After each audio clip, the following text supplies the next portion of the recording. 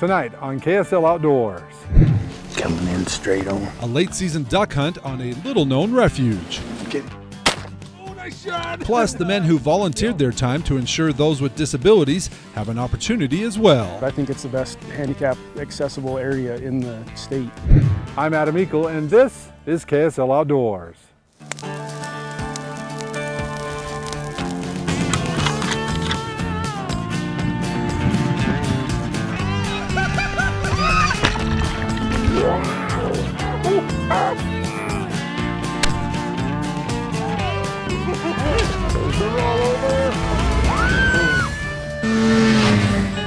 KSL Outdoors with Adam Eakle is brought to you by your local Ford stores. Hey, thanks for tuning in to KSL Outdoors. I'm Adam Eakle. Tonight we're going to take you on a late season duck hunt to a place I'll bet you may have heard of, but I'll bet you've never been here. And we're going to introduce you to some of the men who have improved some of the disabled hunting out here in the West Desert. We're at Fish Springs National Wildlife Refuge.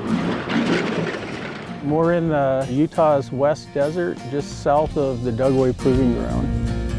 It's a spring-fed wetland in an otherwise arid landscape. It's one of the real gems in Utah that's not really widely known. Fish Springs is an 18,000 acre refuge. Of that, about 10,000 acres is covered by wetlands. These are spring-fed wetlands, which in Utah is pretty unique. We're at House Spring. It's one of 9 springs in what we call a South Springs complex. Together they flow about 30 cubic feet per second. This particular site was the Thomas Ranch homestead site.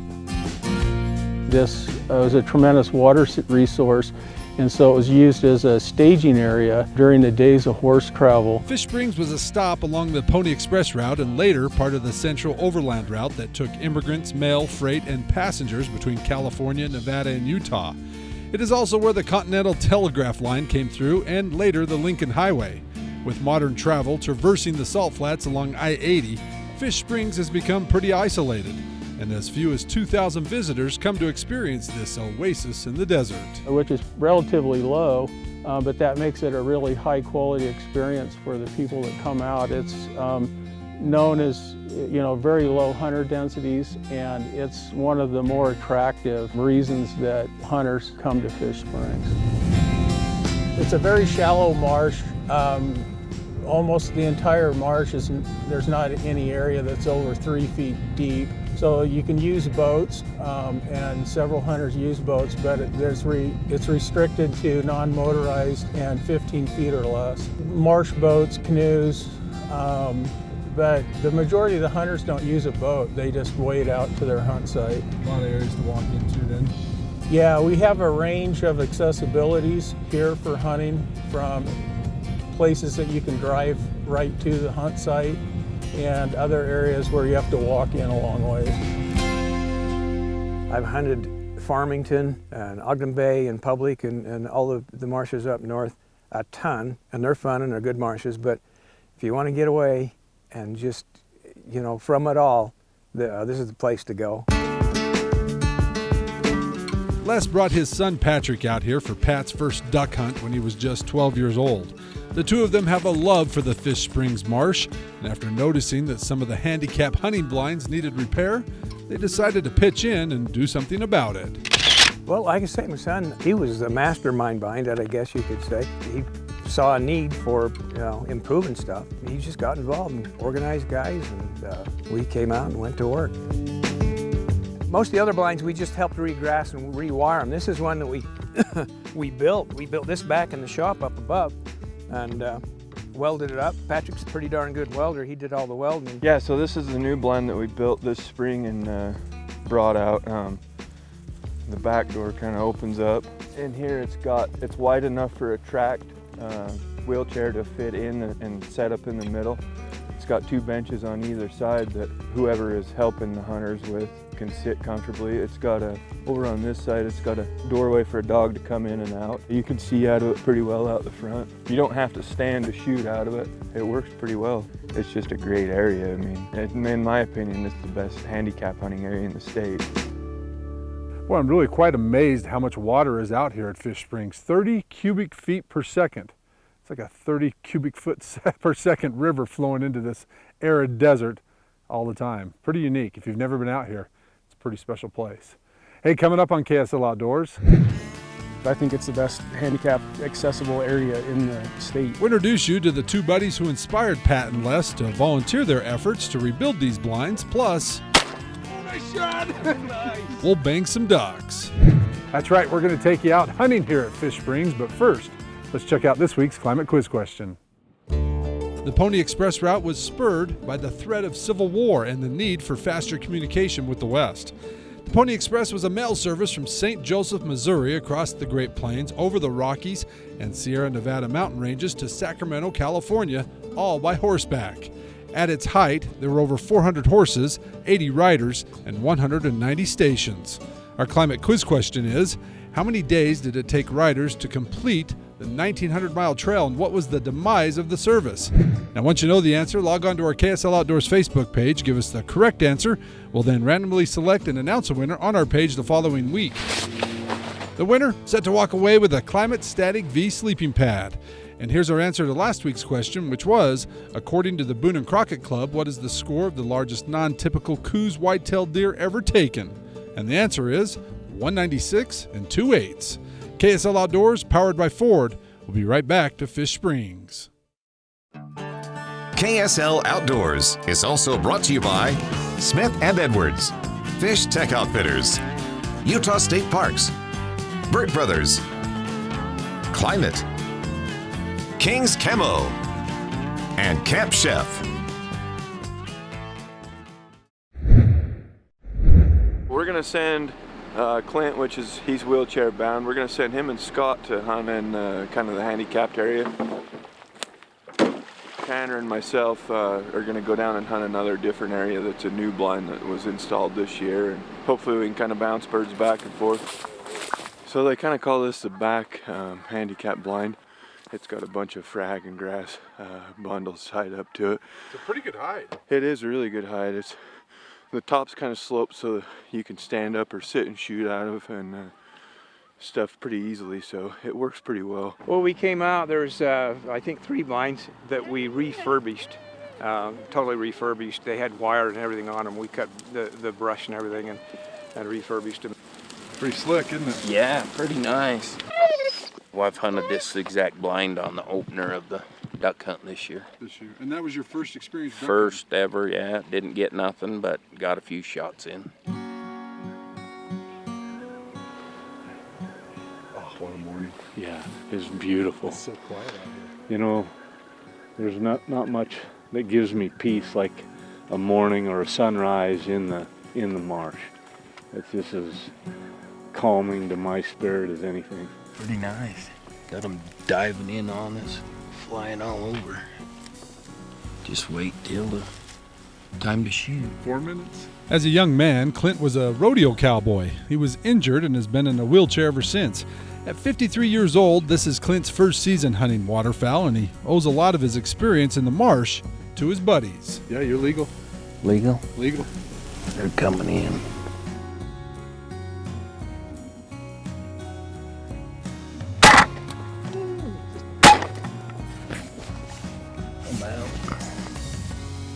He's quite a sportsman. He's killed some pretty dandy deer, antelope, sheep. He gets out and about, but he had never really been exposed to duck hunting. Always had wanted to. Coming in. Nice. Got another one coming to the left. Good try. I scared him. We're having fun. Nice little, no band. Play. Well, your first bird, green-winged teal. Yeah. Broke his wing. Yeah. Right here, coming into the decoys, right down the runway. Right in front. Come on, turn. Yeah, here it comes. Give me down. I thought you had that, would you? I did too. I think I was a little behind him. We stalled him out a little though, didn't we? Gave him a heart attack. Yeah. One of the nice things about this location is the view. You don't get to shoot ducks this close to the mountain range. We're right by this fish springs range. Yeah. It's just a beautiful background. Yeah. You see the ducks cupped and committed and dropping into the decoys with that in the background. It's just amazing. Coming at you. Yeah. Oh, nice shot! Nice. Green wing, I think. Out of the air. Yeah, finally. Nice. Nice job. Well, not too shabby. Clint gets his first duck and looks like he's on the way to a full limit. We'll have more here coming up in a moment, but first, back to the guys at Fish Tech for tonight's fishing report.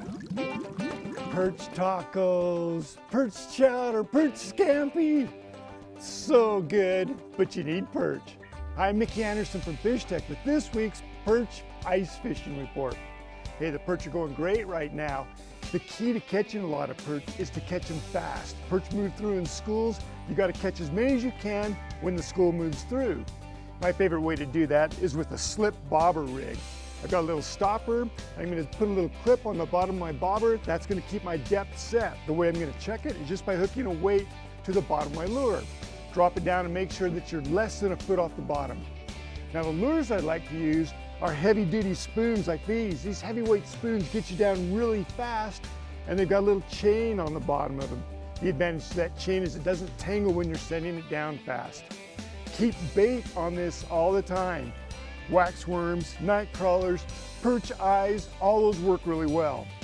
Now when the perch are in there, you should catch them. If you're not catching fish, first thing that you want to do is check your depth. Maybe your stopper rig slid and you're not deep enough, or maybe you ran out of bait. No bait, no bite. Hey, these tips should help you catch a lot of perch too. And if you ever catch too many, remember you can always bring fillets to me. Hey, for these tips and a whole lot more, come on down to Fish Tech, we'll help you out. Now for tonight's fishing line.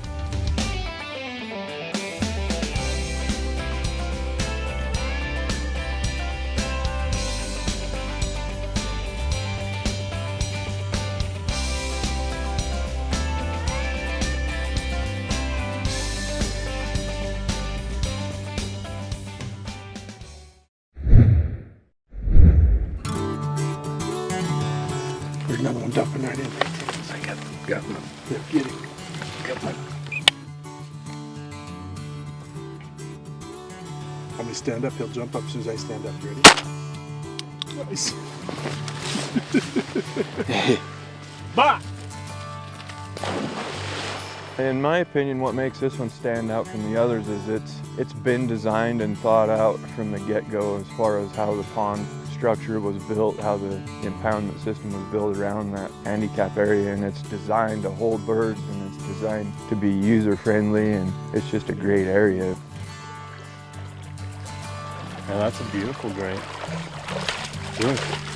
The first time I came out here, we were on the other unit where Clint hunted today, and I was in a wheelchair at the time, and it's nice. Tanner is the reason Patrick wanted to improve the disabled hunting here.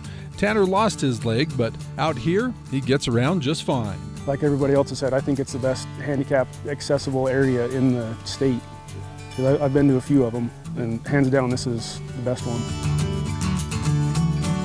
I think they get quite a variety. They've got swan, Canadian geese, you see snow geese occasionally out here. There's gadwall, pintail, mallards. There's some divers out here. A few years ago I came out and shot some canvasback out here. Ringneck duck. There's quite a variety. We saw some widgeon this morning. Beautiful.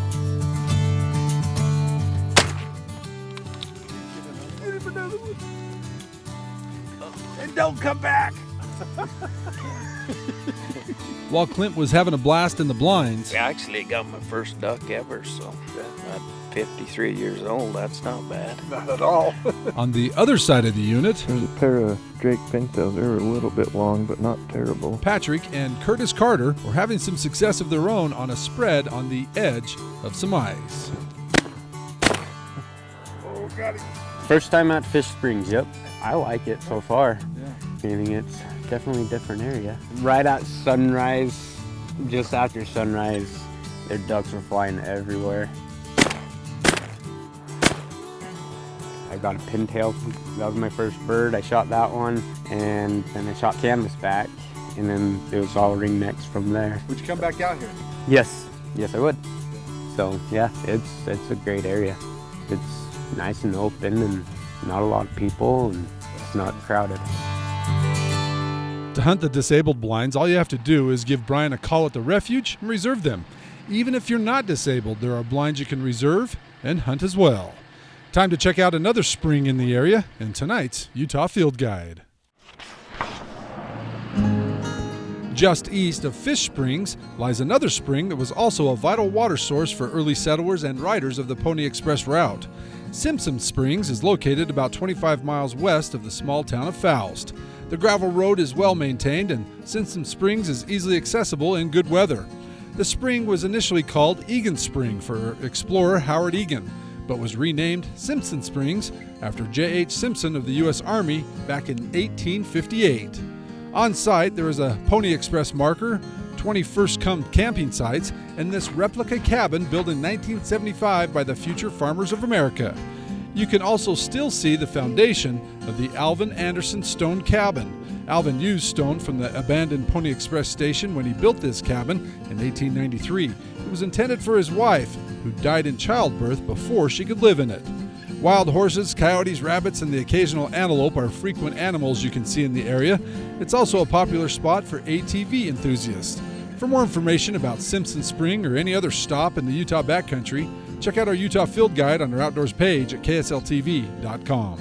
Time now to head back to Salt Lake to check on the weather for your next outing by turning it over to the guys and gals in the weather department. Hey, welcome back here to Fish Springs out in the West Desert.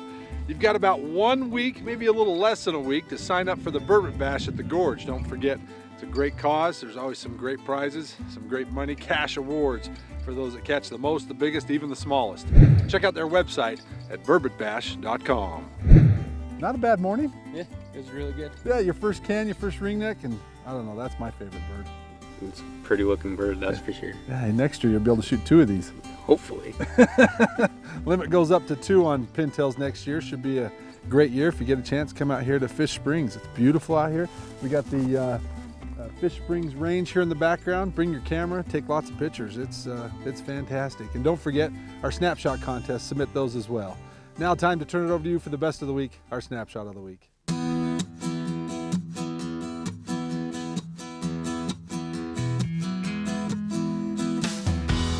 We start right where we left off, back in the marsh.